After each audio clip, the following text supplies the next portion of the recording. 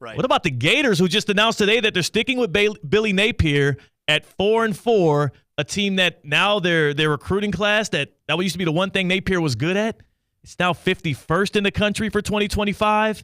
And also it feels like this is more of a marriage of convenience because it's too expensive to cut him, and the young players seem tied to him. Like, what's your read on Napier being given that vote of confidence in Gainesville? Yeah, I'm really not surprised, and I think it's actually the right move. The Gators have been a much better team. Yeah. We're talking really the last 4 or 5 weeks than they were the first part of the season.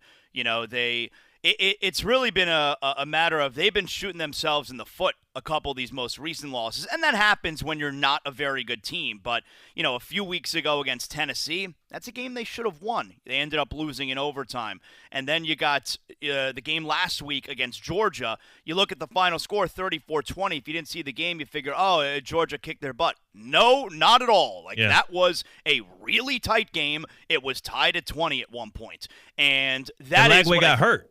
Mm-hmm, that's right. And Lagway got hurt late in the first half, and they were still right there in the second half. And that Georgia team, I think, is the best team in the country, rated number 2, not number 1, which, of course, we know is Oregon. This Gator team has been playing a lot better.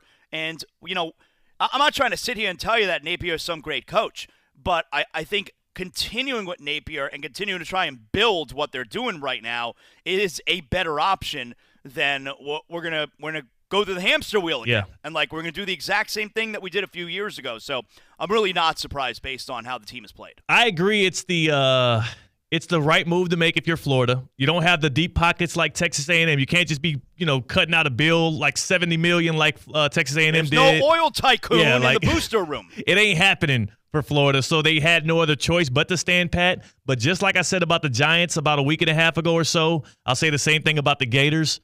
Whenever your organization has to make a public statement that I will not be getting rid of my administration, my coaching staff, weird. or whatever. It's weird. It's bad. It's not just weird. It's bad. It's like it's a terrible sign. Yeah, like a whole written statement. Hey, please get on board. It was a weird thing. It was weird. And that's my main thing is that's what makes it feel like even more of like a marriage of convenience. The same thing for the Giants. It's like you could fire these guys right now, but why? Because you feel like they're tied to Daniel Jones and all of these decrepit mistakes y'all have made in the past.